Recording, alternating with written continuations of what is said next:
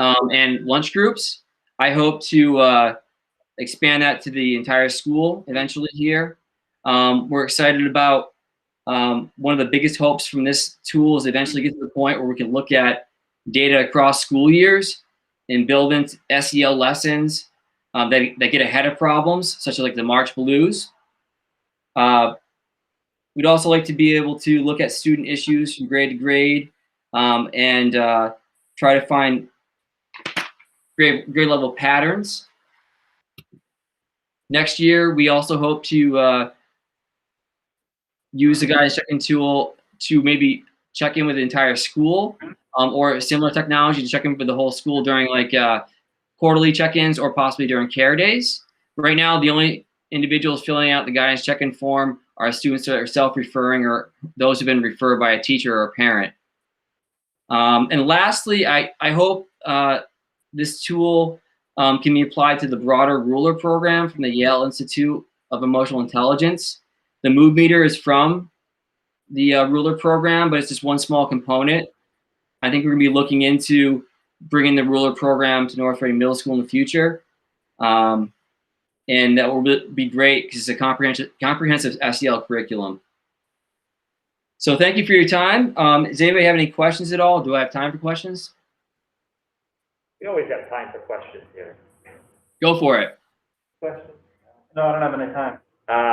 My only question would be, I'm just curious, like, is any of this information ever shared with classroom teachers? Like, if you see a student struggling or reporting anything, is any of this information something that can be distributed to teachers, or is it completely private from that? So we would never show them the raw data, but we definitely do refer to this form in team meetings with teachers about how a kid is struggling and what the presenting problems are definitely in their primary mood that they're presenting with. Definitely, we do that, but we do not share the raw data. And things that are discussed within a counseling session are held confidential and are not shared unless we have permission from the child and oftentimes the parent too. Thank you. Anything else? Okay. Thank you, Mr. Madison. Thank you, Justin. Thank you. Thank you very much. Okay, Mrs. Jones. All right. Well, good evening. We have a lot going on at the middle school and really the whole district having to do with a new framework. In 2018, there was a new social studies framework for the state, and it impacted pre-K all the way to seniors. And the driving force behind the whole new curriculum is civics and trying to integrate civics into all grade levels. But the crown jewel of the new history curriculum is a brand new 8th grade civics curriculum. So last year was the first year of the new curriculum, and so this is our second year. I know it's super tiny, but in this slide on the bottom, you can see there's 7 topics that we cover. And if we were to have a textbook, it would really be the Constitution of the United States. We're teaching kids about government at the federal level, the state level, the local level, and there's a real push to get students to understand, even though in middle school you can't vote, you can still be an active participant and you can get engaged in the most local sense. And so we actually had a judge. She's a community member, lives here in North Reading just by chance. The American Bar Association has a judicial outreach program, and we were supposed to do it last year, but she was supposed to come the day we actually shut down. Or not shut down, we left early, we were dismissed early. And so it was really thrilling that she was able to make it happen last week. She presented to half the kids who were in school and then half the kids who were remote. And she is a judge at Suffolk District Court. She does family and probate. And the kids, and it's tough, you're on a screen and she couldn't see the audience, but the kids were riveted to stories she had about her experiences in court. And then she explained to the kids how the judicial branch has played a role in expanding access and equality to people over time, which dovetails beautifully into our curriculum. Right now, we're doing Supreme Court cases, and we're seeing how the Constitution is interpreted differently over time. And so it was just perfect timing and wonderful for kids to see a real judge and a judicial in the flesh. So that was really neat. I feel a little bad because at the beginning of the meeting, we're talking about Mcas testing and how we'd like to see less of it. Well, there's a new Mcas and it's civics. So districts were asked if they wanted to volunteer for a pilot test this year, and we chose in North Reading to participate. There are 3 parts to it. There's a local classroom task, and then there's a state task, and then a test. So the classroom task and the state task have to do with primary sources, and it really focuses on the skills of kids. So we're really kind of excited. I'm excited to see how they do. We've worked with so many primary sources already. Just to see them do it on their own, it should be exciting. They're not going to release the scores. It's really for the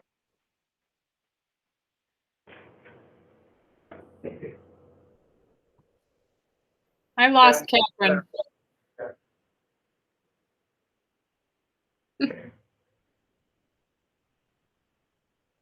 Your earbuds might Let's unmute maybe, Catherine? Yeah. Your earbuds dying? Stop sign. This is what happens when we're teaching. It's so challenging. Says you're muted, Catherine.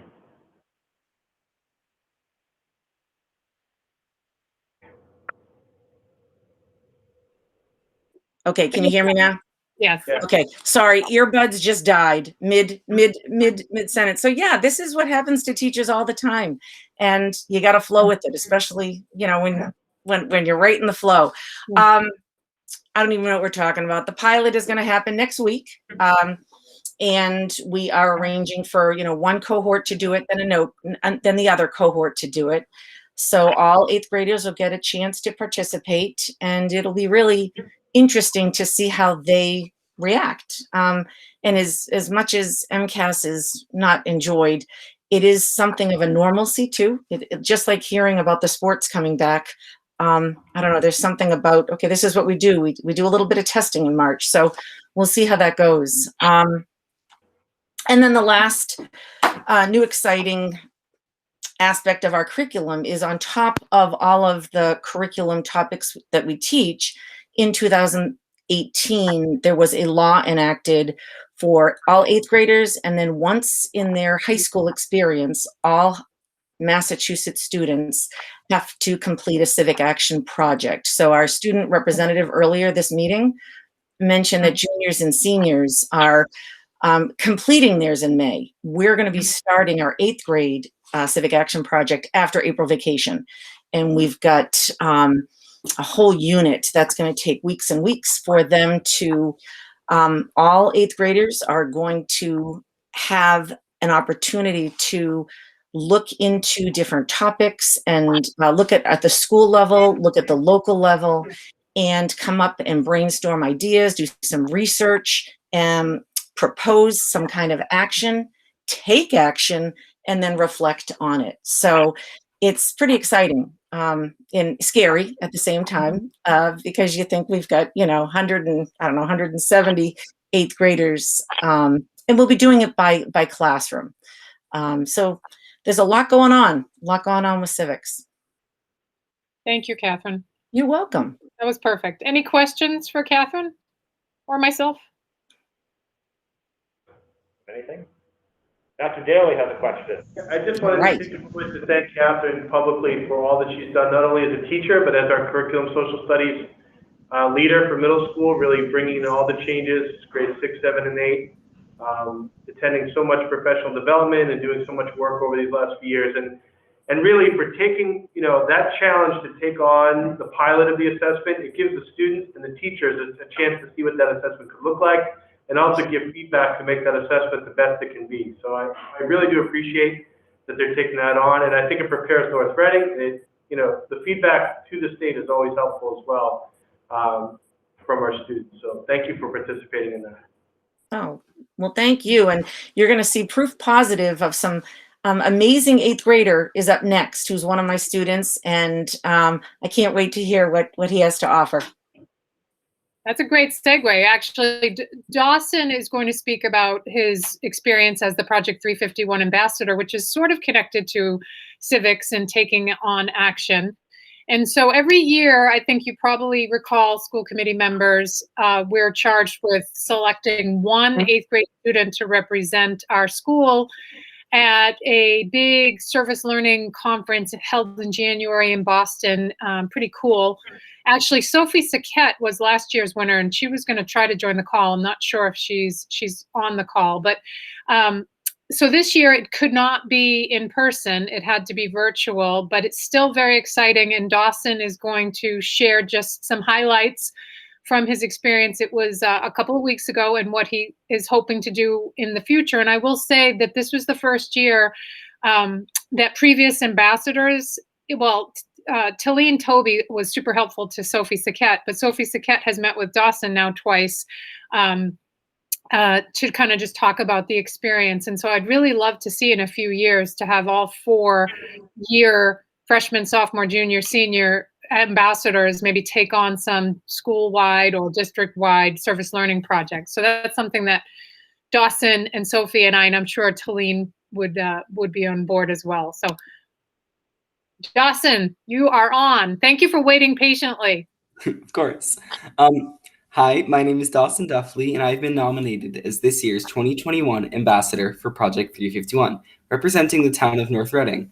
I've been playing the flute for 5 years now, and I'm in my 3rd year of being part of NRMS Student Council. I enjoy reading and being with my friends. I know that leadership and community are very important, and these are things that I want to harness over the coming years.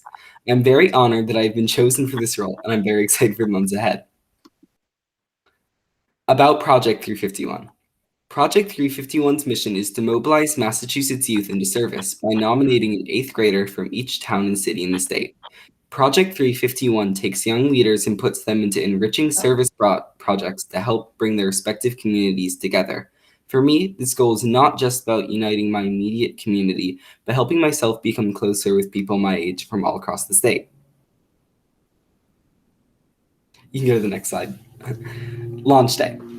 Launch Day this year was very different from years past. Rather than coming together in Boston, we were all united on YouTube Live. We were given a very moving memorial to the late Congressman John Lewis, a poetic serenade from the Vice Dean Charlie Rose, a roll call to all of our service teams, and some very kind words from leading Massachusetts politicians like Charlie Baker, Senator Warren, and Senator Markey.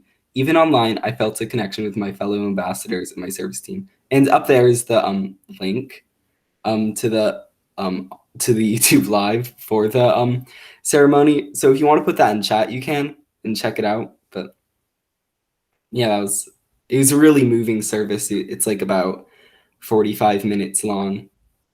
I'll put that in the chat as soon as you're done presenting, Dawson, okay? Of course. Okay. And this is my service team. I've been able to interact with fellow 8th graders from the South Shore all the way to the Berkshires. And it's the Katie Packenham team. She is very revered among Project 351, and I am part of a team of 8, and it's really nice. All right. For my future service, I've been getting super excited about my upcoming service. Last week marks the end of my leadership training and the beginning of my spring service. This service will be my first action in mobilizing my community. After the service, I'll have many more opportunities to serve, even once I'm in 9th grade and beyond. Project 351's impact. This experience will shape me in many ways that I might not even understand yet. I've been learning the value of listening to others, reaching out to people, and the value of community. Like North Reading Middle School, Project 351 has fundamental core values. These values are kindness, compassion, humility, and gratitude. Along with these values, I will continue to represent North Reading by showing respect, responsibility, and community.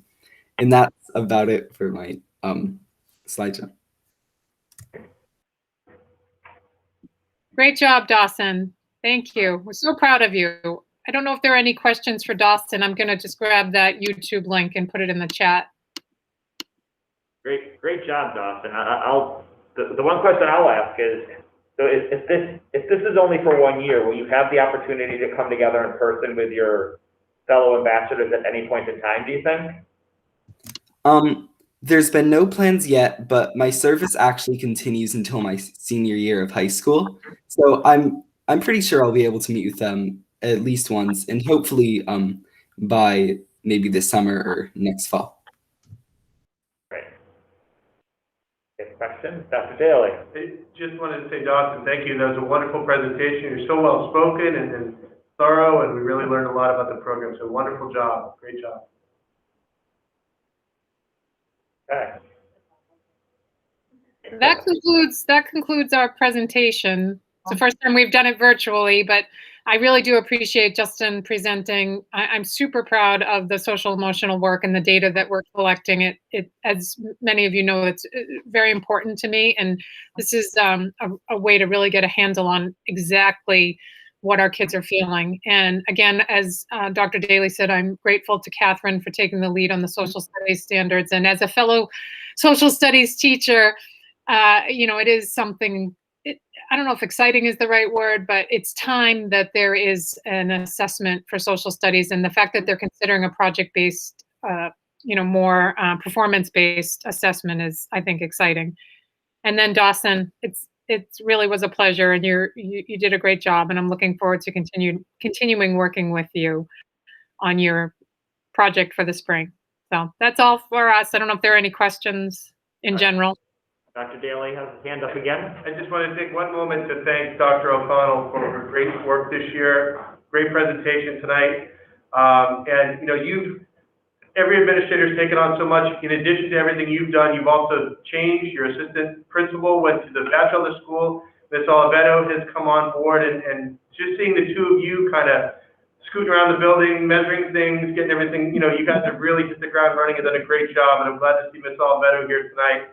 You guys have made a wonderful team, and we really look forward to all the great things you've done, so thank you.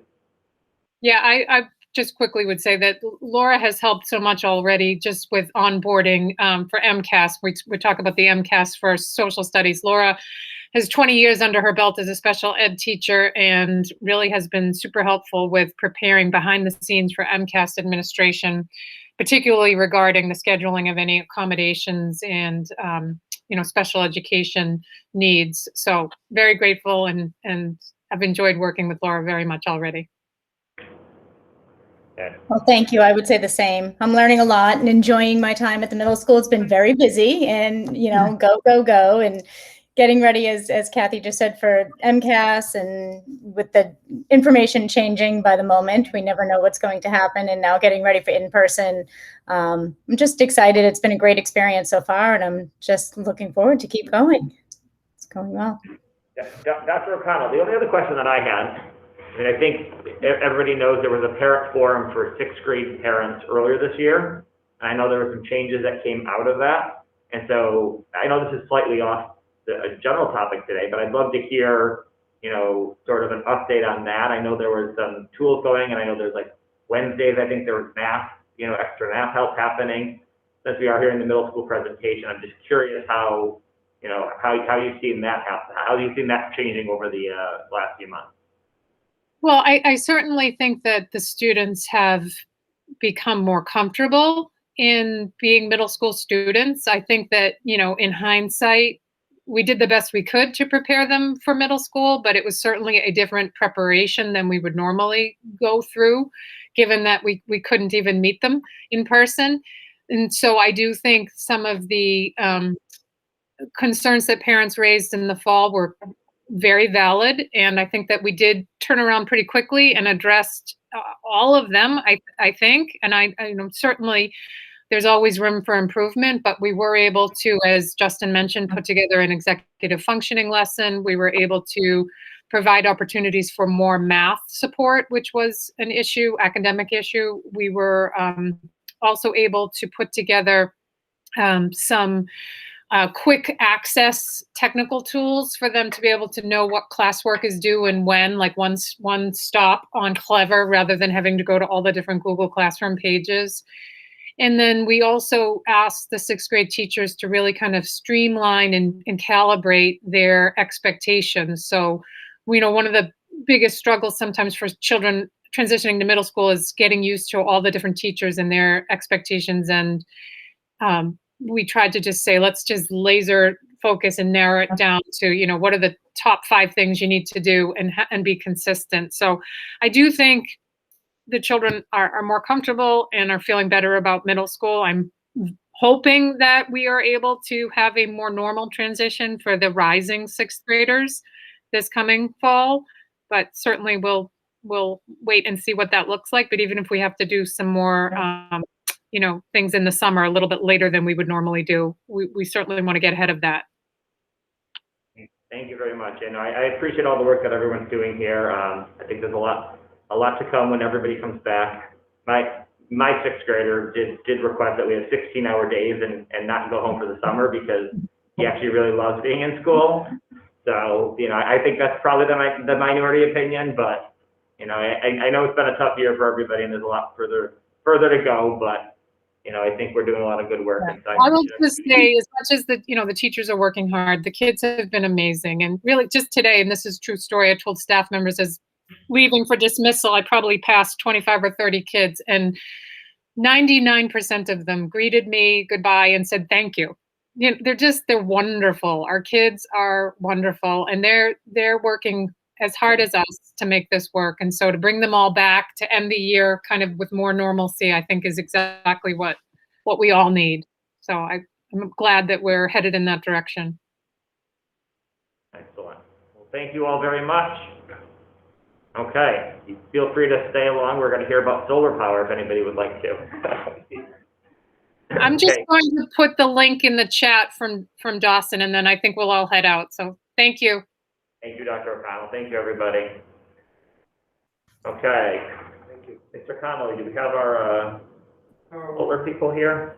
I had sent an email about an hour ago. It's probably at 7:45. So actually, I see them joining now. We're right on schedule. So we're going to be joined in a moment by Sean in Torsillo. I hope I said that last name right. And Greg Phipps from the Reading Municipal Light Department. They've been working pretty closely with myself and Michael Gilberto. Town administrator has been involved as well back in the fall.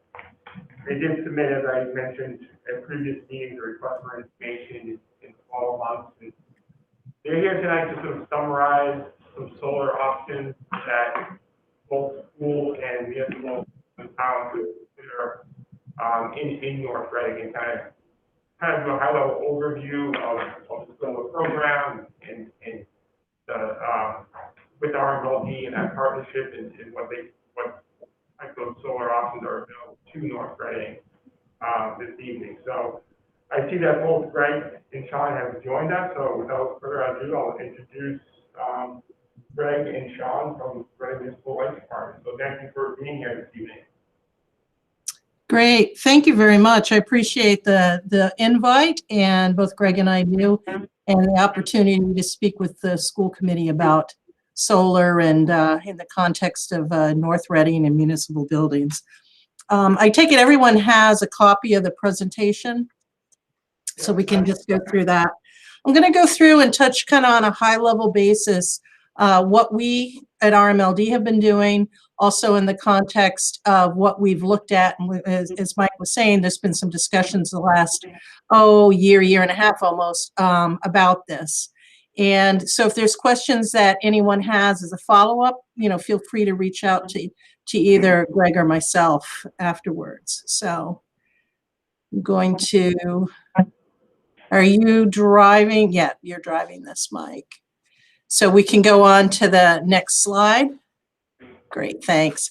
Yeah, so I'm going to start off by just talking about the current projects, some of the current activities or future activities we're going to be considering and looking at later this year. Talk about it in the context of potential opportunities for North Reading schools, as well as some of the regulatory framework that shapes that discussion and also shapes some current, but also some future financial opportunities and development opportunities. Next slide. Great. So RMLD currently has 2/3 community shared solar projects in our service territory. Both are located in Wilmington. And those that are not familiar with what community shared solar is, it's the opportunity where there's been a solar project developed on a site, and people, ratepayers, customers within the service territory can buy into those projects. So customers that may not be able to have, it's not feasible to have solar developed on their own rooftop can still participate that way. These two programs, two projects, are about 3-4 years old, both in Wilmington, both close to each other over in the office park there. Together, they make just under 3 megawatts in terms of capacity. And the number of customers we have are nearly 1,200. Both of these were developed by private investors that have entered into a purchase power agreement with RMLD. And it's interesting to note that both of these projects, we actually have waiting lists of customers to get on. So it's been very well received in our service territory. Next slide. So what does that mean if you buy into that type of project? So we have 2 programs, Solar Choice and Solar Choice Business, available to customers. And as part of this, what they do is you pay a monthly fee. For residential customers, it's $5. For commercial and industrial, $25.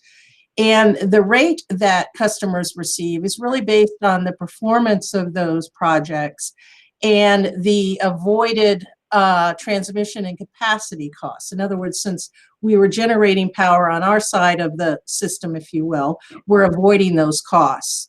And so we look at those costs every 6 months to figure out what the rate is and the savings that customers will be receiving from that. Typically what we've seen is it takes till about year 2 before customers start to sort of get back their investment, their monthly investment. And looking at it over 10 years, residential customers are expected to get about $300 in savings, and our commercial and industrial customers about $1,500, and municipal customers $1,500. Next slide. So part of this, since this was so well received in the past, one of the things that we considered in 2020, not 1920, was to look at the feasibility of maybe doing a third program or third project, starting by looking at the municipal buildings that are within our service territory, which obviously includes North Reading schools. So we solicited a RFI just to get some kind of top level feedback, ideas, thoughts from developers on, what's really out there. How might something look like? These were not definitive responses, but yet we wanted them to look at the portfolio of municipal buildings that we had and give us their thoughts about how things might work. So last year, as we all know, was a bit of a crazy year. We did get responses to that. They were interesting. I think we certainly have been focused on some other things as well as most of our service territory in the world. So this is something that we kind of put aside for 2020, and we plan to look into this in more detail later this year, probably in the fall. So let's take a step back and let's talk about what are some scenarios that would work for solar within the context of North Reading schools. And there's 3 different kinds of scenarios, and I'm going to go through each of them. They have kind of some benefits and just different structures, some different cost implications and things like that. Next slide. So the first scenario would be a customer-owned generation. This is the traditional type of system we all think about, whether it's on your rooftop or your business or what have you. And so in this context, it would be North Reading schools undertaking the development for that particular type of project. So North Reading schools would have the upfront kind of research and financing to look at what the specifics would be for a project developed on one of its rooftops. So there's definitely some upfront costs that have to be incurred by the schools. There's some benefits, obviously. We, RMLD, have a program, a solar program, depending on how the project's developed, that could qualify for a rebate and incentive of up to $50,000. So that's certainly a financial gain for the schools. Also, obviously, since they're generating on your roof, that helps to offset the monthly electricity costs. And then finally, another benefit would be is if the production of the particular project exceeded what the schools needed in terms of their own energy needs, they could actually sell back to RMLD the excess energy at what we pay for our monthly fuel costs. And it's kind of, it varies by month, but it's somewhere in that 3 3/4 to 4 cents a kilowatt hour. Typically what we've seen for projects like this, there's about a 10-year payback. So it's certainly a more longer term type of project. Again, well suited for a business, a long-term business or municipal entity to look at. Next. The second scenario is to use North Reading Schools as a community shared site. So just like the other two projects that RMLD currently has, it would be to do one on a rooftop for one of the schools. So here, what occurs is a bit different. So in cases like this for community shared solar, RMLD will be the one focusing on a feasibility study to look at what are the infrastructure requirements for that program or project to link into our grid. What does that project look like, in terms of size, configuration? And does that project meet our resource portfolio? Does that make sense? We have certain requirements in terms of the mix of fuel types and mix of types of purchase power agreements that we need to have. So does that make sense? Then RMLD would then enter in, just like in the other two cases, enter into an agreement with a third-party developer, where the developer would be the one to finance and build the system. And then RMLD, together with that developer, would enter into a purchase power agreement. In other words, the power that is produced by that particular project would then be sold to RMLD. The community benefit is that our residential and business customers in our service territory could subscribe to the production that comes out of that system. So again, like I said, this has been well received by our customers, and it's certainly a potential opportunity. But again, all those pieces have to fit together. Benefits for North Reading under this scenario is there's no upfront capital investment. There would be some lease payments to it. Typically, these are not significant, they're not huge, but it is somewhat of a source of revenue for the entity. The next scenario would be a third-party agreement. This looks a lot like the community shared solar. The structure is the same. I won't go through all the details. The only exception here is the residential and business customers don't buy into the particular project. In this case, the generation from the panels from the project are sold directly to RMLD and then go into the mix of our total portfolio. Okay, so I want to take a step back here to kind of frame up what are the regulatory contexts that has occurred and is occurring. Because that's, I think, important to understand as we look toward potential opportunities, whether they be at North Reading Schools or anywhere within our service territory.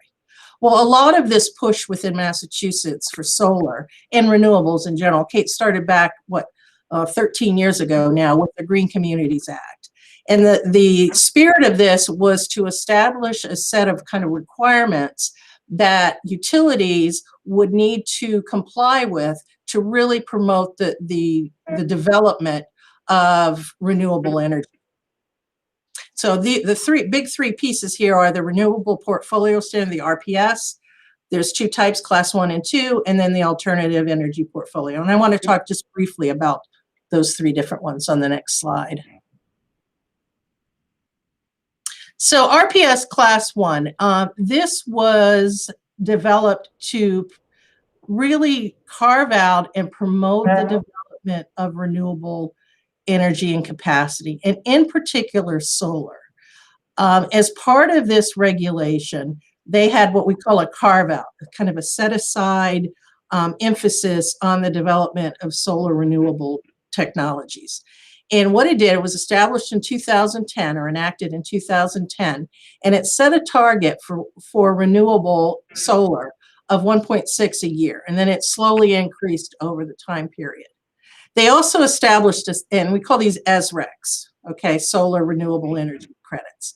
So in addition to that, in 2014, there was another wave of that to actually be a bit more encompassing, not just solar, but now solar and storage, because I think we hear a lot about that in terms of, yes, you collect all the energy during the day when the sun is out, but what if you need it at nighttime? So now there's more of a coupling of solar development with storage, with the battery technologies. So the Class 1 RPS was targeting newer types of technologies. So these requirements all applied to projects and capacity that was developed after 1997. As solar has become much more, I'll call it mainstream, much more common, this regulation has really done its work in many ways. And so with that is the fading away of some of these carve-outs specifically for solar. It's not a bad thing in terms of that's showing what the market has developed, but it has some implications in terms of the financial piece of it. And so there's actually no new SRECs that are now given under this regulation. So these are fading out. The RPS Class 2, it's very much the sister of this, except it applies more towards older renewable technologies, those that were developed before 1997. But again, these are fading out because after 10 years, there's no longer the benefit, the financial benefit that comes with the regulation from that. And another piece that played into this as part of the Green Communities Act was this APS. And what it was this was even broader. This was set to include solar and a variety of renewables. And it gave targets for utilities to have a certain composition of their portfolio of renewable technologies. And they could get it a couple different ways. They could get it by having their own renewable technologies, that they have within their service territory. They could actually purchase these RECs, these credits, if you will, from other utilities that already had met their standard and wanted to actually sell them to another utility or another municipal light plant. Or they could actually buy, if you think about this as kind of a penalty to meet that credit. So those are kind of the background. And those are things to keep in mind as we kind of look at the 4 schools within North Reading. And so what we did is we looked at, okay, we know the history now. There's some changing in terms of the finances, in terms of the credits and what's being allowed under the regulation. So when we look at the 4 buildings, there definitely is potential there. The potential ranges, you can see quite a few, from 235 up to almost 1900 kW, big difference. What's the difference? It depends on the type of infrastructure, the amount of infrastructure that we would have to do to make those projects feasible. In other words, where it hooks into the grid. And so this, for the high school, this is one of the larger ones of the 4 buildings that we looked at. Then we also looked at the 2 elementary schools. We can flip to that one. Again, a wide range depending on the infrastructure. And again, the amount of infrastructure in terms of the cost that would happen would be kind of as the feasibility study that would be done at the outset. And then looking at the Hood School, anywhere from 370 to 595, slightly smaller rooftop, also a bit shadier there. So that's a smaller amount. But the town hall, the last one, that's actually fairly significant, both in terms of what's on the roof. There's not a lot of things up there. And again, how it would do it. So that's kind of a lot of things all together. What we've done, what we're thinking about, the regulations, what's the potential for North Reading schools. And these all have come down to kind of, not surprising, economic, environmental, and education. because things have shifted within the market in terms of these SRECs going away, that extra adder, that extra benefit by investing in that type of solar technology, that's really helped to change the financial side of things nowadays in terms of undertaking a new project versus a few years ago when we undertook, say, the community shared solar. So the economics for developing these types of projects are a bit different right now. As we move under the regulatory environment in Massachusetts toward a more significant requirement for renewable technologies, these economics may switch, going down the road. But right now, some of these projects, it's certainly for North Reading schools, not sure if the economics really pertain to that. Certainly there's environmental benefits, and there's also an educational component that could come into this, something to consider. I know that the high school is very active in terms of kind of their green committees and their sustainable studies for their students. One thing to think about is, kind of a demonstration project. Is this something that, could be cited in the parking lot or somewhere back there to yes, generate something, but also help, as a teaching mechanism for the students. So that's a lot to consider and a lot of information, and we're happy to answer any questions that you might have, or if you have some later, certainly we can follow up as well. Thank you very much. Anybody have any questions they want to start with?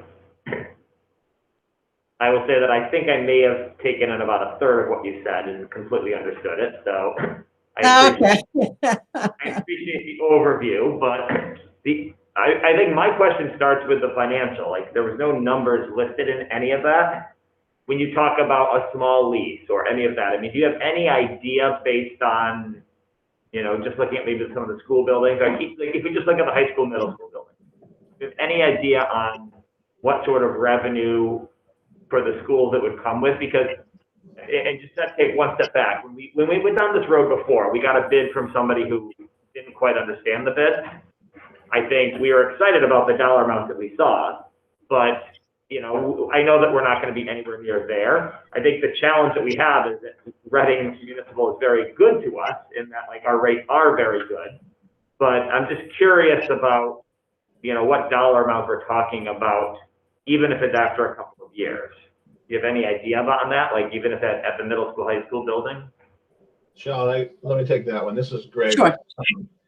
And I think, there's a couple different mechanisms to answer your question. Bottom line, if it was to be one of the second or third scenarios that Sean walked you through, where somebody else owns it and they're paying a lease payment, the lease payment could be in the range of, these are fairly small systems, anywhere from $5,000 to maybe $18,000, maybe $20,000 at the most, but you got to be thinking about $10,000 roughly.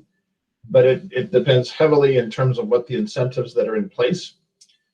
Just as an example, those two projects that we put in place, or that got put in place in Wilmington, which is part of our survey territory, those are part of the SMART program, and there were some significant incentives in place. There's a lot of regulatory changes happening right now, and we as RMLD are very interested in adding more solar to our service territory, and schools are a great idea, but until some of the new incentives play out, the economics aren't very favorable. However, we're going to take another look at it at the end of this year, and then realistically dig a little bit deeper into it next year, because I think some of the potential incentives and the regulatory pieces will become a little bit more clear. We're highly motivated, but the economics need to work all the way around. Does that help? Yes, that's exactly what I was looking for. Thank you very much, Greg. Great, super. There are questions? I mean, from what I'm hearing, it's basically, this is the structure of it, but we should wait right now and push pause. Yeah, in reality, it's going to be a 2022 event at the earliest, realistically.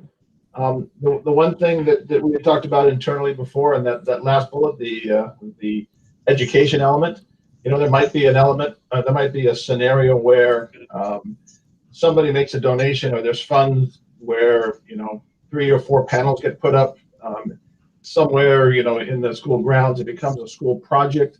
It's not an economic play, it's an education play, and that could be a fall 2021 event. But anything that's significant on the financial side, is going to be 2022 at the very earliest. And again, as Sean mentioned and I mentioned, we are highly motivated to add more solar to the network for both compliance reasons and also just environmental elements as well. But that's probably 2022 at the earliest.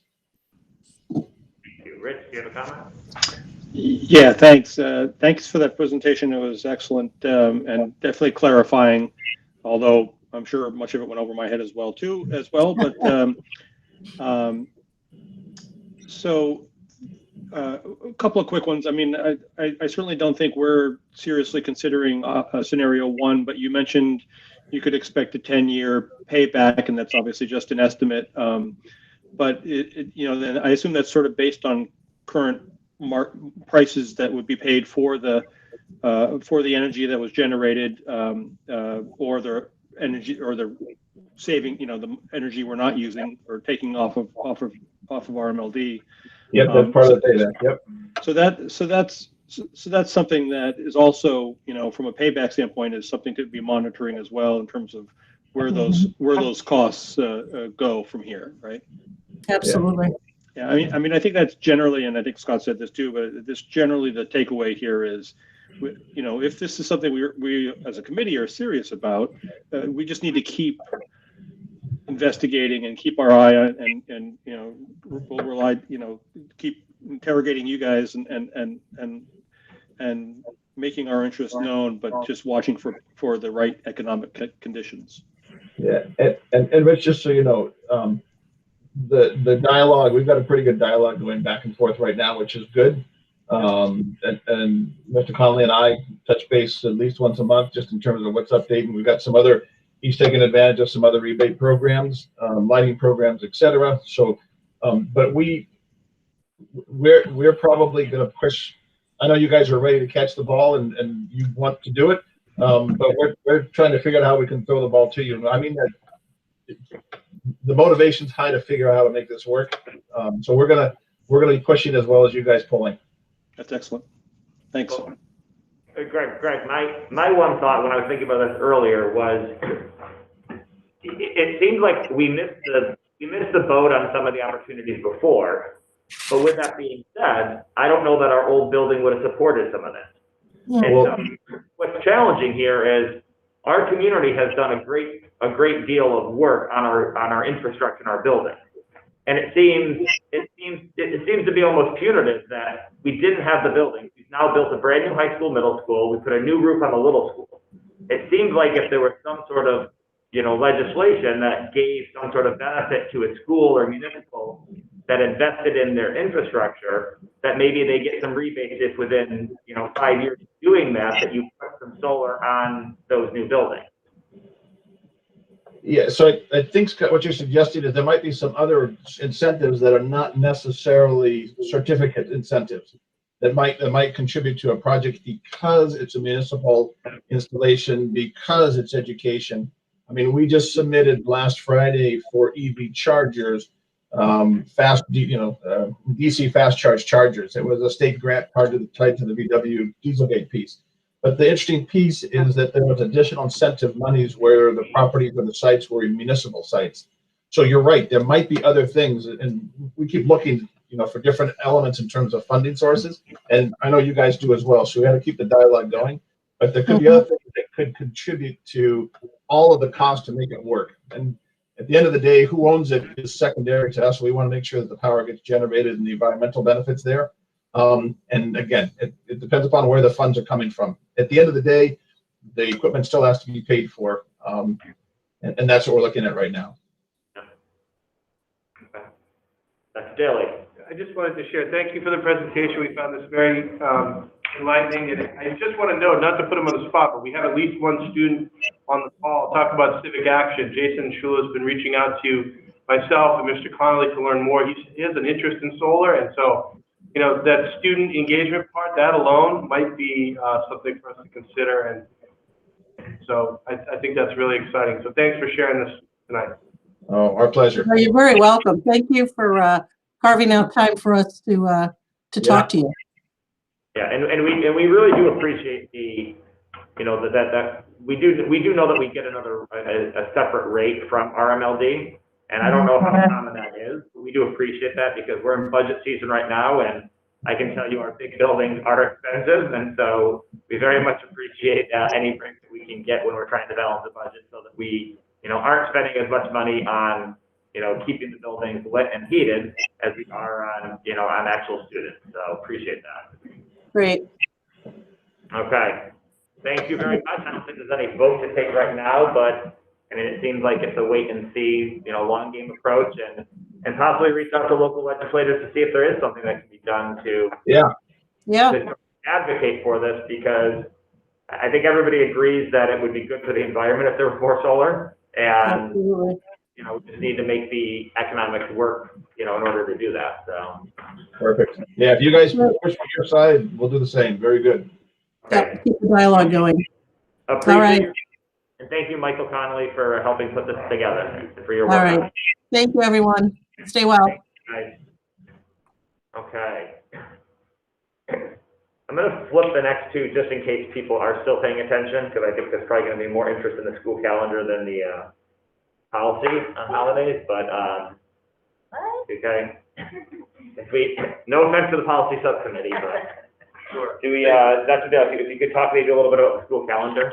Right. They definitely go together, and we can talk about the policy in a moment. But the school calendar updates, just as a follow-up to our discussion last time, we have looked a little bit more closely at the calendar this year and realized that the 7th, if we were to start on the 7th of September, that would be sort of the first day of Rosh Hashanah, and we would not want to be having the first day of school be a high holiday. And so this calendar that you have before you tonight proposes, similar to last time, staff coming back on the 1st, on the dates for the professional development day, the 2nd for an orientation day. We would then have Labor Day. The Friday would be off for Labor Day. 7th would be no school, and we would start with students on the 8th.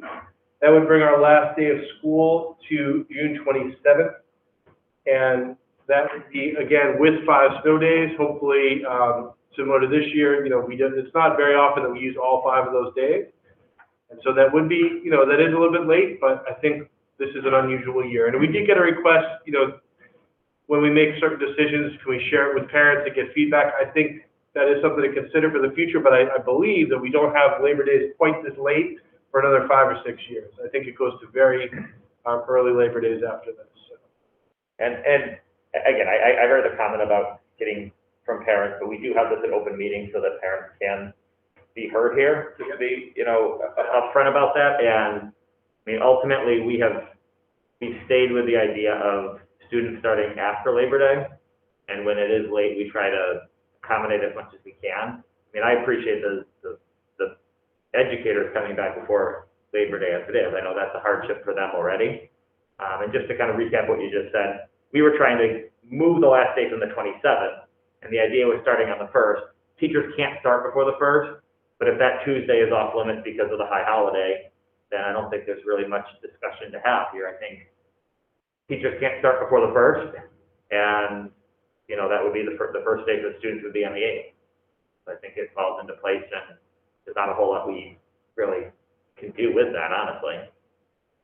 And just to be clear too, I did consult with a local rabbi about the 2nd day of Rosh Hashanah, and he felt that he basically said if anyone has questions, they can talk to him, because he feels like on day 2 of the holiday, even being the first day, that would be okay.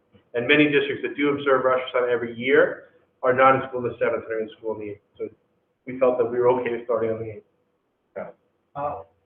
Good question. So obviously the big drive behind this isn't the start of the year, it's the end of the year, and trying to get everything wrapped up without having to go too late into June, because if we get hit with 3 blizzards, it could really make for a mess. So, you know, obviously we've got now out of COVID much more fluency in doing online learning.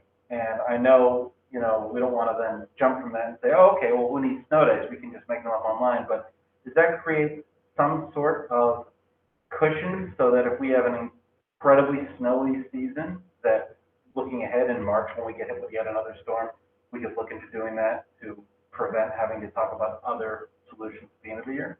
Sure. So I advocated this year for making use of the remote snow day option. I would continue to advocate for that at the state level. All indications from the Department of Ed is that that was a 1-year only availability, and that would not be available to us next year because of equity issues. And so I'm not sure what that looks like. I think there's many of us that found that to be very successful. Everyone has been through it. We've all, every student in the state has experienced remote learning now, and I think personally that should be something that continues. So just quick history of it, go back a couple of years, there was a committee formed. It was decided that those folks, as a part of the pilot, would be able to finish, but moving forward, we would never be able to have remote days again. And then 2020 happened, and everybody had remote days, right? So everything that I've heard is this is it for this year, but I think we will continue to advocate for it. Again, those few times we used it as a tool, I think we talked a lot about this earlier, but that everyone likes the traditional snow day, sledding, and all those things, and that's great. But sometimes the remote days are useful for different circumstances, like power outages or high winds, or which we've had a lot of lately. And we haven't really had power issues, but we could have. And instead of being here into the last week of June, you do a remote day on some of those days, and it could be very useful. So, thank you. Okay. Are there any other comments or questions on the calendar?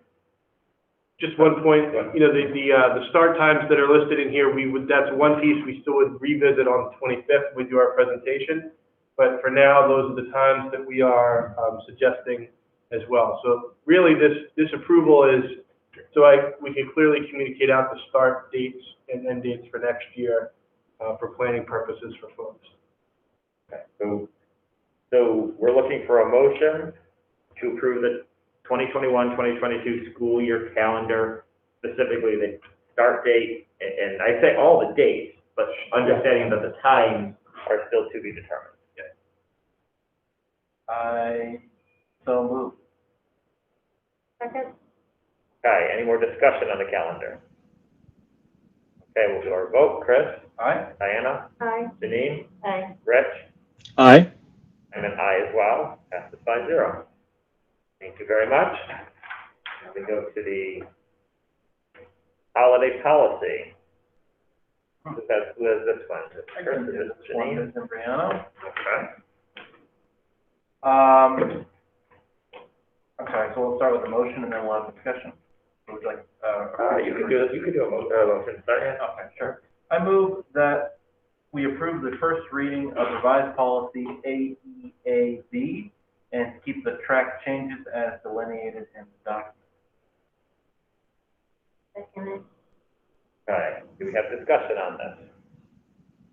Just to point out, some of the language changed for anybody that didn't have a chance to notice at all. It's we're adding Juneteenth as a holiday, which is now it's a school holiday now that it's been recognized as a Massachusetts state holiday. And then keeping with that, reorganizing the policy a bit clearer in where we are, in that we're syncing our holidays up to match those legally observed in Massachusetts and organizing them chronologically, which for some reason they hadn't been. And that's it.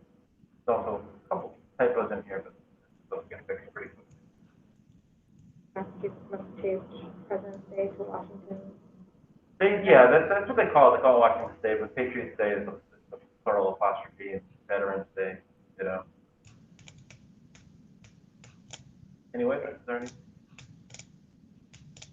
Those who are looking, it didn't go from 8 holidays to 12.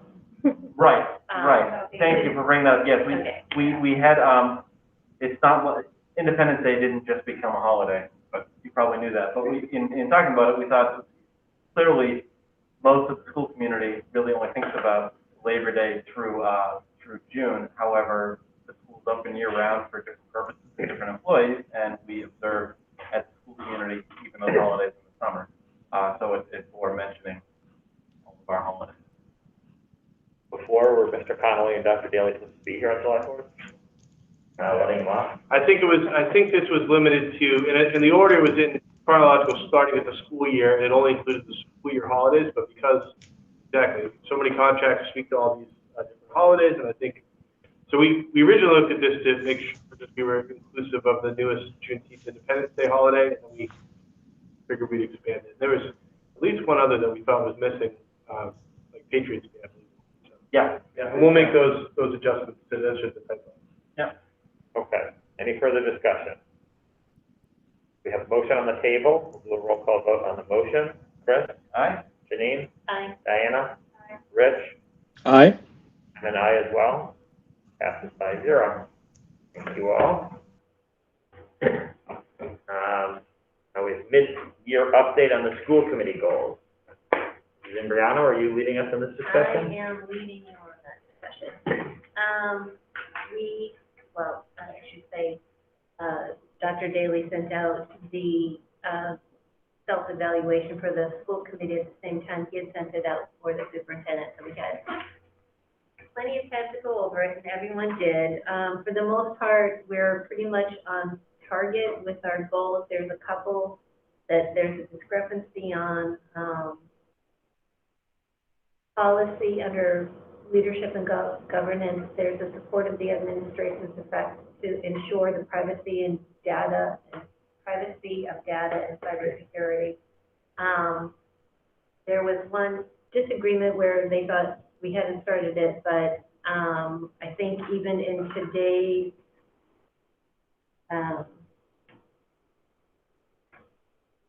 presentation, there was mention of a cybersecurity grant that was filled out. So I know it's in the works, and I did mention not sure where we are in the current efforts. However, we've always supported the privacy of data and cybersecurity in the past. So that was just one little blurb, but we're on target with that for the most part.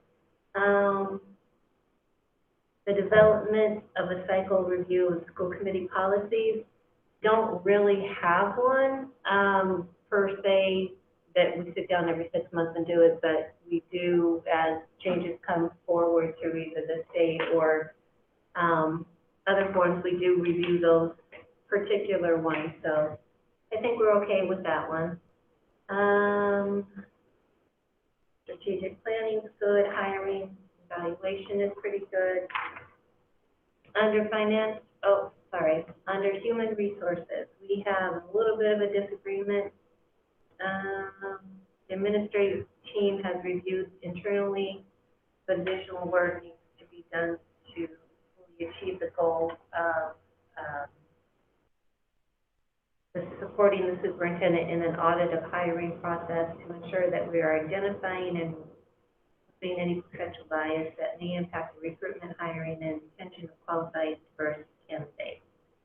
I know the administrative team works diligently, when it, on this. So, but the fact that we don't have an update, maybe on a continual basis, is where I think there's a difference.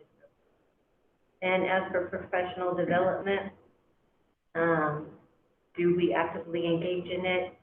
There's a little bit of discrepancy on that. Some people believe that we do not, because we don't do it as a group. Some people do attend different workshops, so their thought process was maybe that we're not on target, but we haven't not started it. I kind of include the listserv, which is a tool that is granted to all school committees. And you can go there and type out a question and get multiple answers from different people across the state. And though I don't actively ask questions, I do read the listserv to see what's going on. So I kind of call that professional development. Jenny, if I may just, I've done the dissension on some of these, I'll point out, but some of them are just, I don't know where we're at because we haven't gotten the updates on things. On this one, I think we had specifically said we were going to try to do a professional development with some local communities, right. And we didn't get that started because of what's happened this year. Right. But originally in the summer, that's what we had talked about doing, was trying to invite a speaker and try to coordinate with some of the other communities, and we just never got a chance to do that this year. Oh, I agree. But if you consider the list service maybe part of that, then you don't have to give yourself a big old 0. You can give them maybe a 1, Let's see. everything else looks good. In terms of the financial and asset management, we seem to be right on target. Educational program, we seem to be on target with. A little bit of a discrepancy on supporting a review of the curriculum and ensuring diversity, quality, and inclusion. While there may have been some work done on this, the committee hasn't heard much in terms of progress, other than it's a goal for each educator this year. Someone agreed. The administrative staff has this on their radar, and they need to do work towards this goal. If someone's interpretation is that we have supported the administration in this room, which of course we do. And there was another one agreeing with not having the knowledge of progression that's been made so far. So some of it might just be communication, or just simply asking the question to get to the bottom of it. Add something there, Denise? Sorry. So when I read that support or review of the curriculum to ensure diversity, equity, and inclusion, it's the review. It's not saying to, the plan or the execution of the plan. So I think that's why I was sort of that outlier say we were on target, because we knew that was going to be a goal of Patrick's and the administration, and we've supported that. So I think it's that ensure part that maybe got people hung up, but it's actually written as supporting the review. Right. I think that's why I said that. I felt like we did that. No, and I agree. And a lot of it's of course we support, unless you guys are going way off, But it definitely, that review has happened. I mean, even as a parent, it's trickled down into educational materials and everything across the board. So I might be more privy to it because I'm a parent and see it, but I know it's been spoken to several times. So I feel like it obviously, definitely took place, that review, because there's been implementation across the board. Yeah. And again, I would say I agree that it's happened, and I think I've seen it anecdotally through different things, but I don't think we've heard every teacher has as one of their goals this year, goal. But we haven't really heard what that is, or have we reviewed the curriculum and no changes were made, or we've made a few changes at this level. And that would just be the sort of thing that when we were looking through, as a member, I would like to have seen. And I don't think it's our really, just to understand what it is. If I can jump in, I think a lot of this speaks to how we're writing our goals. And I think if we're going to write something that says we support an effort on that the administration is undertaking, then we probably want to include in the goal a couple of how are we going to support it, or how are we going to follow it. So for instance, in something like that, where we might ask the administration to make a report at some point during the year, or a couple points during the year at a meeting, just to give us an update, a specific update as to what's happening in that area, so that we can then provide feedback, or at least understand what's going on, rather than just this kind of passive we support everything that the administration is doing and the schools are doing. That's sort of, I think we all agree with that, but I just think we need to think about, and we made some progress this last year, partly by narrowing the focus a little bit, but also, but I think there's just opportunities to do that in such a way that it's that what we need to do to support that is a little more explicit. So thank you. So a couple of things there to note. So with the equity work especially, two things. One, our assistant superintendent began on December 1st, and so he's scheduled to present in April, and that's when you'll be getting all those updates for this year. That's really work that he's kind of led. He's led some of our groups that have explored this, and he's really in charge of the evaluations and the goals and getting that report. So you will be getting that soon. And the other piece just to keep in mind is, these goals, I know that we set them up as one-year goals here, but the work around equity is not something we're going to meet, measure, and solve in 1 year. So this is a multi-year process. From the professional development we've done with the administrative team, they're saying 7 to 8 years before you're really seeing some of these results. However, you are seeing immediate changes, as Ms. Belwell has referenced, through materials being sent home, changes in projects, changes in design. So we will certainly include some of that in our updates. And I will just share something that we are exploring. We've had a lot of success with multi-district collaboration through the SEAM Collaborative with our SEL position. That's a shared position. And so we are exploring, we're having discussions around a diversity and equity kind of coordinator for the region, for the area. It's a position that a lot of our districts would love to have, but we don't see that in our budget to support a full-time position, so we're exploring it through multi-district work. And that, part of that person would help and support and train our staff about bias around hiring, and that some work I'm going to do with my team as we enter into the hiring season. We're going to do some of that work here, but I think that needs to happen at a much larger level, at a much deeper level. And in addition, this person eventually, we would hope, would help us to really set up a network to help diversify our hiring staff. And so that's really a position that I think is needed, but due to budget constraints, we think it would be great to share that. So that's something that we are exploring, and I'll have more to share on that as we have more meetings and updates. And just to be clear on this, I think most of these topics, what was mentioned was not being off target, but not started, was just we haven't heard yet. Yeah. So I don't think it was condemnation on anything. I think a lot of times there was just, we haven't had that meeting yet, we haven't done this yet. Yeah. And that's where, some people rated it as it's on target because we've heard anecdotally that it's happening. I, on a couple of them, said, well, I don't know that they're started yet because we haven't heard the update yet. So. And I would just also say that I don't think that that's necessarily, ultimately, Patrick, obviously you'll report to us what you're doing, but if we need to hear something earlier, then that's up to us to ask you for it. Like I say, these are our goals, not your goals. So it's really, if we're going to have a goal like that, and if we're going to evaluate that goal midway through, we have to have some kind of, how are we evaluating it? The only way is to ask you for an update, I think, right?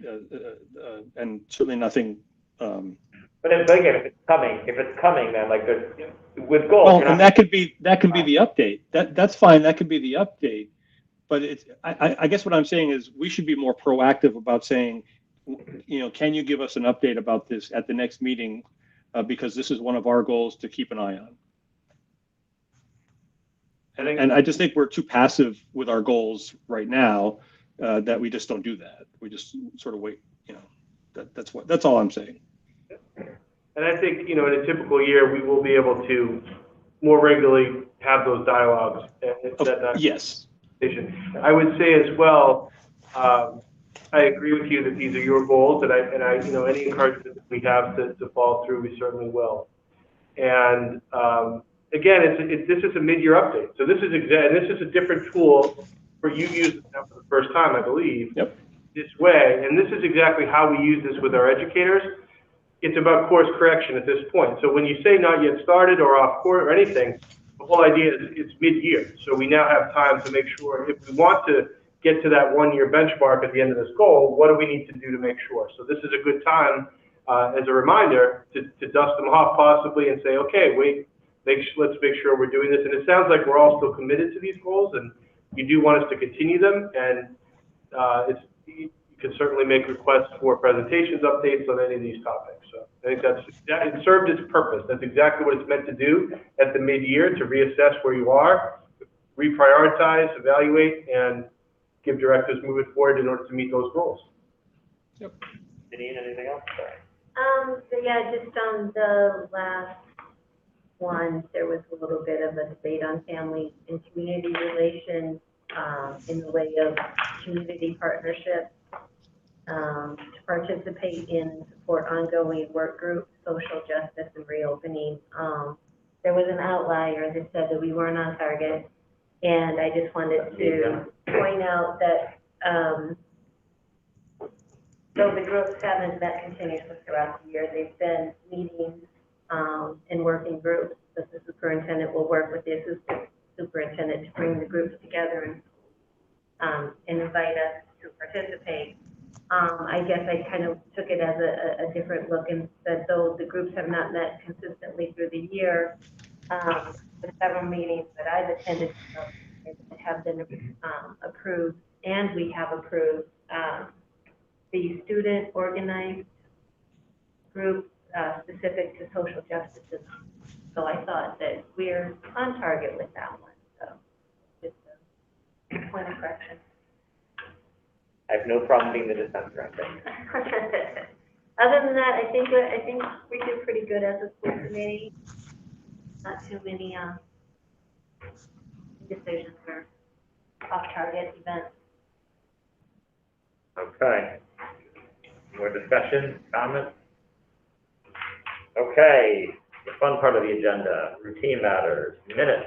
So March 4th, 2021, open session. Janine, you want to lead us in this? I certainly will. I would like to make a motion to accept the March 4th, 2021 open session meeting as written. Second? Any discussion, anything off on this? I didn't see anything. Did I? Cindy did a good job. Okay, good job, Cindy. We'll call vote. Janine? Aye. Chris? Aye. Diana? Aye. Rich? Aye. And I as well, passes 5-0. Budget update, Mr. Connolly. Great, thank you. Lovely. So this evening, just a couple updates, this evening on the budget update. The first is the March budget report, which kind of summarizes financial activities of the middle of March. Again, not a lot of new information from previous reports, so I'll kind of go through it pretty quickly.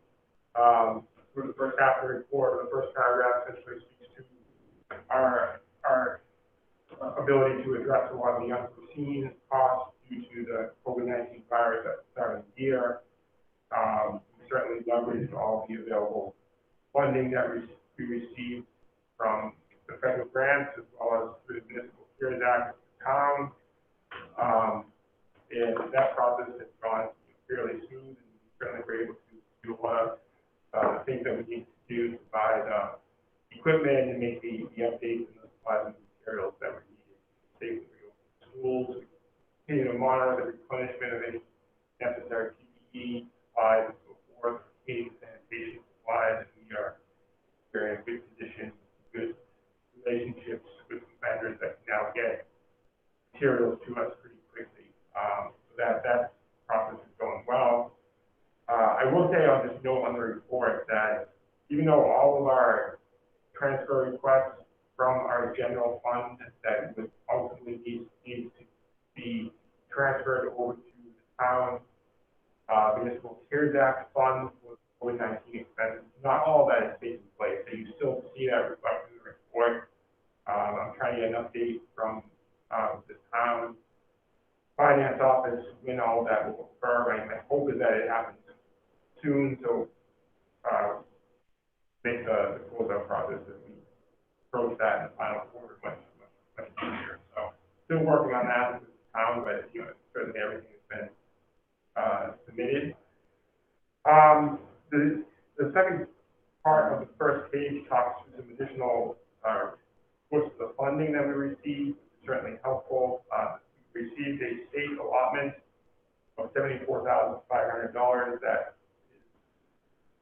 must be spent by June 30th, 2021, and that's sort of a prevention allotment of state funding to help continue your efforts to prevent the spread of the COVID-19 virus. We certainly have been putting those funds to good use and spending that on a variety of expenses, certainly some expenses that could be related to additional school nurse hours, administering food testing, contract tracing, additional supplies and materials, and so forth. So certainly it's a helpful allotment of funding. We also received an update of the second allotment of the SR2 federal grant, $211,096. I talked about that during the budget presentation last week. So we have a plan of trying to spend that over the next couple of fiscal years. We will be getting an SR3 amount of funding now. We don't know the exact amount, but my understanding is it could be up to 2.25 times or so from the amount of either SR1 and SR2 combined or SR2. So we are expecting a good allotment of funding there, and just kind of waiting to see what that amount will be, what the parameters around that spending will be, that I think will be similar to the ESSER 1 and ESSER 2 in terms of spending, and we do think that will be able to be spent through fiscal year 23. So I am told by the Department of Education Financial Office that we should know the budget amount for that certainly before the end of this fiscal year, that although the application to draw to apply for those funds may not be available until the summer. Michael, just to be clear on that one, so that the SR 3 money would be available for fiscal year 22 and 23? Correct. Yeah. So in the other one, we in our budget presentation, we're planning on using half each year. And Correct. I would assume we plan on probably the same sort of allocation. So if we were to do that, it would certainly, I think at minimum, free up an additional $260,000. So I believe that amount is going to be somewhere between $475,000 and potentially $500,000. So I'm hoping before the end of this budget process, certainly as we approach the public hearing next month, vote, that we will know the specifics of the amount. You know, they've already said their application will likely not be available. And these funds come directly to the school, not through. Come directly to the school, like other federally administered funds through the state, through the school. It's a grant application, like many of our other kind of entitlement grants that we receive, administered through the Department of Education. So good news there. Just bring more detail. Certainly, good news from that fiscal year 22 and 23 standpoint. But in terms of where we stand in fiscal 21, like I said, I think we're in good standing. See, most of the payroll side of the equation is in line with what I discussed previously. There's no surprises. We have the balances in certain accounts due to some delay in the hire of some staff, and as well as just some additional funding due to leave absences and a variety of things that occurred that have led to some projected balances. So overall, I think we're in solid financial standing. I think we're certainly we'll have some needs as we approach the end of the year, and we'll be working on putting that together and presenting those needs to try to see really how best to spend some of the projected balance that we'll certainly have a need to do to assist in helping us set ourselves up for being a good financial standing in the future as well. But certainly needs will come up over the final quarter as they always do with unanticipated expenses. I'm sure will rise. So that was really the FY20 budget update. Mike, can I have a couple quick questions? Yes, please. Number one, I know we bought a lot of materials for this year. Our purchasing last year for this year, was it about what we needed? Do we have, excess, or was it not enough and we have to supplement it? So, when you say material, you refer to PPE, masks, cleaning supplies, things like that. So, really good question. So we were able to purchase a good amount of those with funding at the end of the year. We also were able to purchase many of those funds and seek reimbursement for that, again, through their municipal procurement. They're still waiting for some of that. They're probably getting done. But I just checked the inventory of that, of the masks, of the gowns, and sanitizing supplies, anything certainly PPE related, and gloves, those types of PPE equipment. So we are in good standing. We are going to need to replenish. We actually put an order in this week a small order to replenish it to make sure we're good to the end of the year and potentially into next year somewhat. We're not seeing a need for masks. I think we have a good supply of students to sell medical masks as well as even some of the cotton masks that are available. We got some businesses donated us masks, cotton masks, N95 masks. There's a good supply of face shields. We got some donations of face shields by some businesses in town as well as what we purchased. We're good with masks and face shields. We do need to replenish things like gowns and gloves. the N95 masks, the medical masks which the nurses wear daily, those need to be replenished ongoing. So you just put an order in that focuses on those areas. And I see a need to probably do that again. And the hope is that we'll do that and set ourselves up to be in really good standing as we approach next year. But we actually have a very good supply of sanitizing, disinfecting solution that should carry us for a while. So we're in good shape in terms of where that inventory is. I have two more questions still. One, I know last year there was a shortage of computers when we did try to buy devices at the end of the year. Have those supply issues resolved themselves so that if we do need to purchase more computers for next year, that we think we'll be okay to purchase them and not have a delay issue? So I think they're certainly getting better. We are, believe it or not, we're still waiting for the shipment of some of the computers that were purchased in the fall, those Chromebooks that were purchased, but we do anticipate that we actually think it's going to ship this week. It's supposed to ship March 26th. So when that allotment, that large allotment, fortunately we were able to make do this year, and we need to put, deploy those and put those into use this year. But when that allotment comes in, which should happen over the next month or so, we will be in really good shape with those devices that will come in.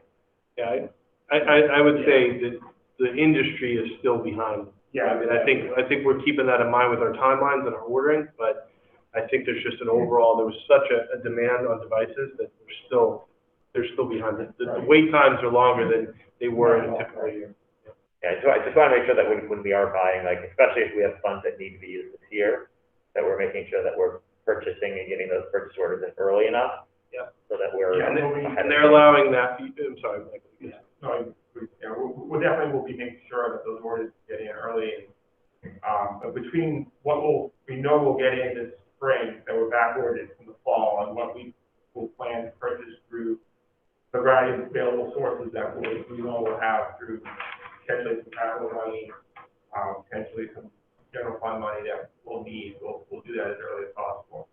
That I believe, if I'm not mistaken, that some of those funds that need to be spent by a certain time, having the orders placed like this, that they are aware at the federal level and the state level of these back orders, and they're not going to hold us accountable because it would affect so much of what, it's not just North Reading in this position, so they are aware of that. And then the last question, I don't know if you've given an update since we voted on the bus contract. I know I reached out because I'm annoying and I do that, but did you ever give an update on the final contract? Because I know you were talking about years 4 and 5.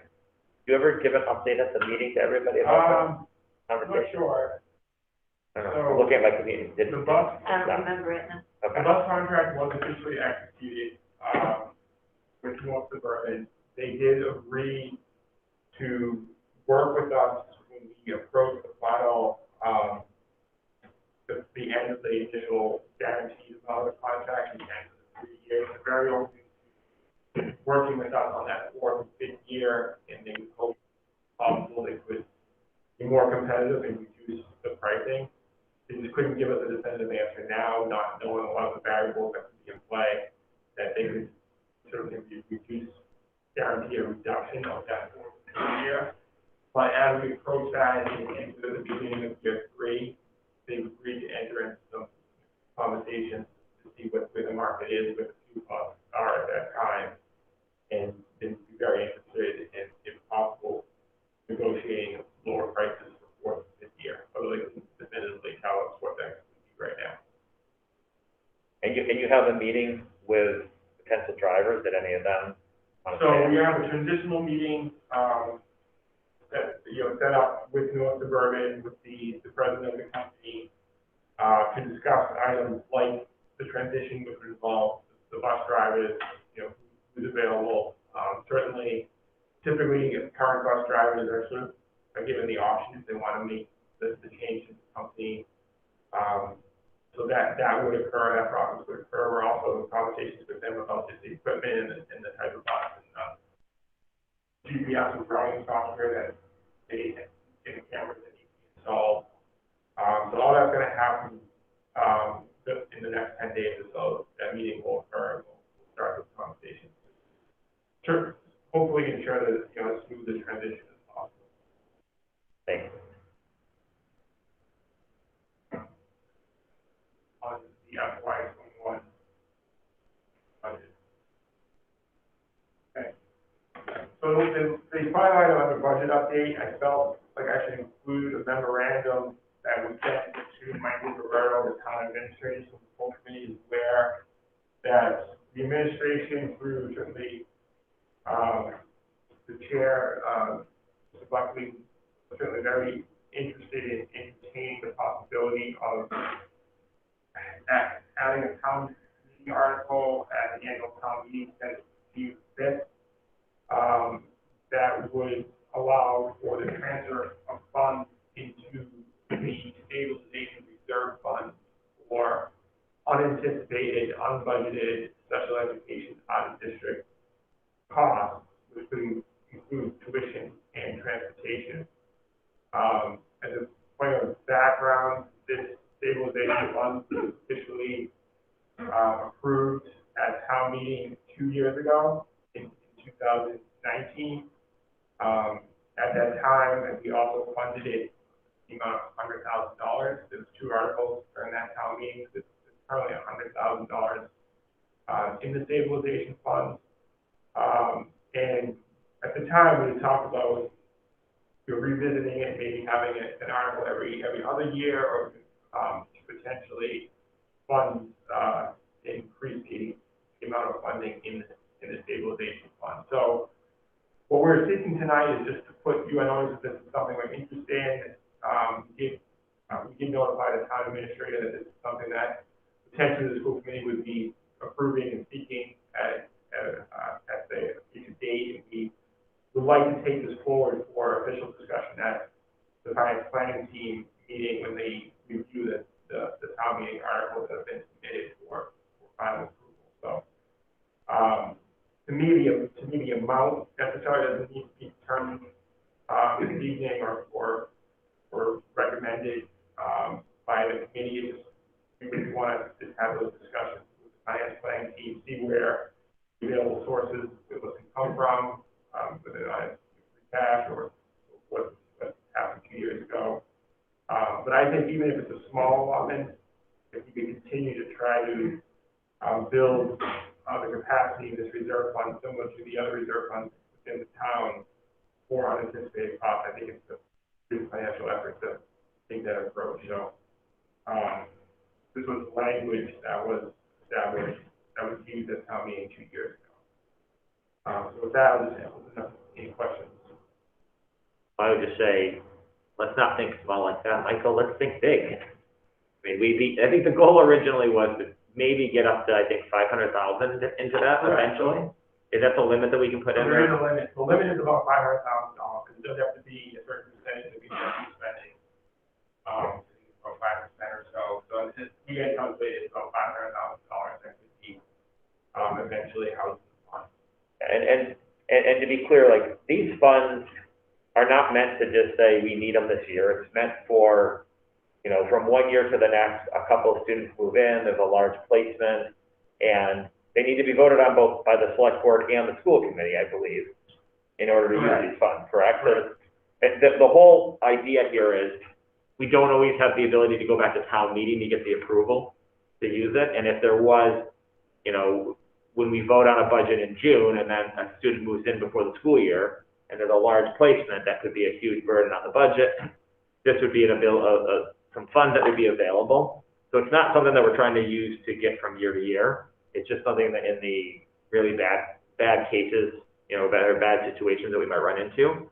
But I would just say this year is the year that we should absolutely fund it, because we set a very low budget last year because we were expecting, you know, a decrease in state funding, and it was level funded. So there's a lot that's flowing through to free cash this year. And so I really think that we should, you know, look to the future, and, you know, when we might have a lot of free cash opened up, I think it's a great place to do it. The town has done this with many stabilization funds, and I think we should push for us to do this as well. So I personally think it should be at least what we put in the last time, at least another $100,000 into the fund to try to get there, because You know, every year we're not gonna have that situation, but I think our free cash is about as high as it's been ever. So I think it's a great idea, great call, Michael, that you thought about that. I did not think about that and fully support it.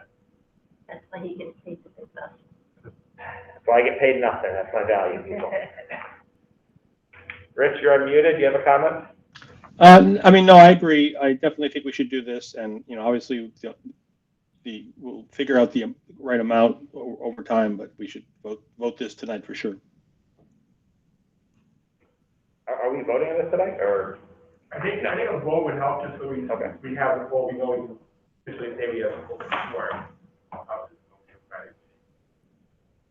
Okay, so we do want to vote to Approve the proposed article? Yeah, put forth the article. So can I have a motion to put forth the article for town meeting on funding, for putting money into the stabilization fund for special education, something along those lines? So moved. You can make it more eloquent if you'd like to. You set such a high bar. You can put a much more eloquent than I did, Chris, so. We have a motion. No second. We have a second from Janine. Any further comments or discussion? Okay, roll call vote. Chris? Aye. Janine? Aye. Diana? Aye. Rich? Aye. And an aye as well. Passes by 0. And again, Michael, thank you so much for bringing that up. No problem. Thank you for your work. Thank you. Okay, Dr. Daly, staffing? I had a brief update, but I'm not prepared to give it at this time, so if I could just do that. Okay. Did they not accept the offer? Yeah, no, I left the piece of paper now. I'm not gonna go that quick. Oh, bids and donations, none at this time. Subcommittee update, policy subcommittee met on March 16th. Update. You got it. You got it? You voted on it. There we go. Did we not have finance planning? We did not. No, but we had fine art. We did, so I'm sorry about that. The fine arts and the athletic subcommittee both met on March 17th. I'm sorry. Okay, so how about we do fine arts first? Sure. It was, I was there with Mr. McGowan. It was mostly kind of a meeting. We talked about ways in which some of the fine arts faculty members are dealing with coming back in and the challenges they're overcoming, and also some talks about what our larger events are going to look like towards the end of the calendar year. But most of it is still getting figured out. There weren't really decisions or notices to share, but it was still a great opportunity, as always, to hear the thoughts from our excellent faculty.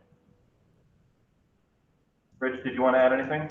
No, I think that's it. I mean, we've had some also sort of preliminary discussions about future needs, but at this point, that's all very preliminary. So it's, I think the most important business right now is figuring out what we're doing at the end of the year, concerts and presentations. So. Okay. Athletic subcommittee. Want to give an update on that? Dave gave a lot of information that was pretty much discussed on at the subcommittee meeting.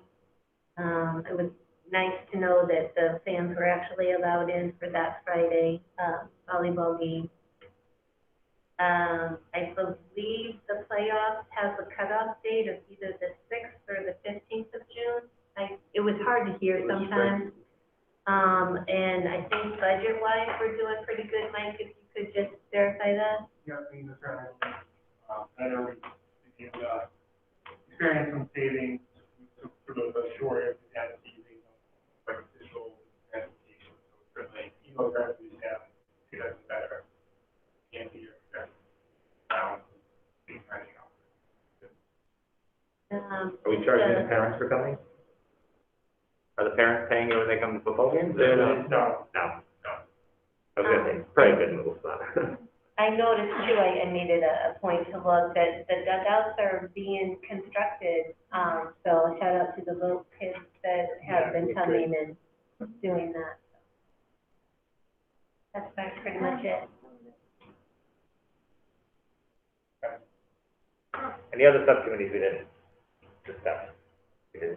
Okay. Upcoming meeting, finance planning is April 6th at 8 a.m. 8 a.m. or 8:30 a.m.? Maybe. One of those two. Were you even there, Rich? I don't think so. Just kidding. The athletic subcommittee and fine arts are both on May 19th at 1 p.m. and then 3:30 p.m. And that's about it for that. Administrative report, Dr. Daly? Sure, I just wanted to share an update at this time. Mr. Connolly and I became aware of an opportunity called the Community Project Funding through Representative Moulton's. We're in the 6th Congressional District. And so we did put in for this grant. We talked about technology and the need for, expanding our one-to-one program in light of all of our students K-12 having devices. So we've applied for that funding. We do have to talk about what sources we would use if we didn't receive that funding. We talked about the cooperative work with the community, the CIPC, and our local budget. So I will keep you posted on that, but we did apply for that grant. I wanted to update it. Okay. The other piece too, I think I've mentioned before, but I just wanted to say again that we're rolling out the cybersecurity grant for year 2. And so that has started this week actually. Our staff is going to begin doing the modules. There's up to 50% new modules, and they're going to begin those this week and continues throughout the calendar year. So they're going to be working on that. So there's a lot to be gained from that study, and so we are happy to be recipients for year 2 of that grant. Okay, no correspondence. Do we have a date for that select board meeting that we're supposed to attend? We don't. There were some dates mentioned, and I don't know. I know that Ann Lindell was working on that with the select board to try to figure that out. There was some talk about April 12th, but I don't know that was officially confirmed. Okay. So I didn't put that on here. That would be just the joint meeting. Yeah. To approve the building committee. Is it also the SSBC? But is it also the one with Rich, the town facilities plan, or not? Yes, I think so. Both of them. Yeah, I don't know that we need to. I'm not sure about that one. I know that the select board has to approve it. I don't know that it needs both groups there. Maybe not. Yeah. I'm pretty sure on the minutes we just approved. He would promote him to that. Okay. From us. And okay, future business, March 31st, we have a 3 p.m. meeting, budget workshop. Is that going to be virtual or is that going to be in the conference room? We are doing it as virtual. I think we can discuss what we're comfortable doing. We could do it right here. I mean, the conference room is somewhat tight for if everybody's there. Would not be open to the public. Similar to these meetings, we would have it remotely. I don't know, Mr. Connolly, do you think this forum here would be better, or would you rather try in the conference room? Yeah, I mean, this might be more comfortable. Yeah. Right now, we could definitely do it here. It's pretty tight in there with all of us. Yeah. I didn't know if we were going to do it. Yeah, we could do it. I mean, if it's depending on who wants to be in person, some are in person and some are virtual. We could do it either. But we could do it fully virtual if that's what the committee wants. We're flexible as needed. Mine would be more about work being virtual, convenient, because I can come right out of the meeting and join. Sure. Yeah, 3 p.m. But it's less about time. I am. Can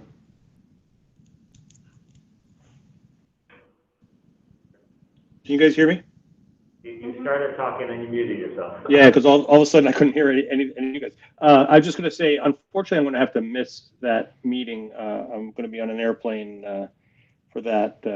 So I suppose theoretically I could potentially use the airplane's Wi-Fi, but I can't imagine that would work very well. But if I have any questions or any comments, I'll pass them on to Scott, and he can ignore them as he sees fit. Rich said he agrees with me on every point. I won't lie, I have a current conflict right now that I guess I will try to get out of it. So I might be in Richard's camp, but. Well, let's hope at least 3 of us show up so we can actually have the meeting. He Janine and Chris, are you I'll on? be there. Okay. So, yeah, I was actually thinking maybe virtually would be easier. I don't know that there's a ton to, I don't know, it's hard because if you're gonna have any paper to hand out, are you gonna have paper to hand out, Michael, or? I mean, if it's virtual, I'll just be sharing my screen, email documents there for the meeting. I will have it as a agenda and hand out, okay. I think virtual is fine. Yeah, I'd be fine with a virtual one because it's the middle of the afternoon. So maybe we'll plan. It'll at least be virtual for people that want to attend virtually. If people want to come in person, possibly. I'm just also thinking of like kids being home and everything, just so we feel watch them. So. And again, the people coming in person would just be the committee, not. Correct. It would be virtual like this for the members of the public either way, sure. But the committee might be in virtual as well. Right. And April 15th, we have the next regular planned school committee meeting. This will be the public hearing for the budget, 6:30 p.m. And Wednesday, April 28th, we have another budget workshop if necessary. There's a budget webinar on Friday too. Oh, yeah. But At noon time. do you have people registered for that, or? 12 to 1. Maybe not, there's about 15 people, right? I'm registered. Yes, Michael Gilberto has registered. Maybe he's the opportunity. Big brother, look over it. Okay. I'll do a reminder of that this week. Okay. Other comments or issues to address? Hearing none others, I'll entertain a motion to dismiss. For sure. Okay, Janine? Aye. Chris? Aye. Diana? Aye. Rich? Aye. And I as well, 5-0. Thank you, everybody. Good night. Bye, guys.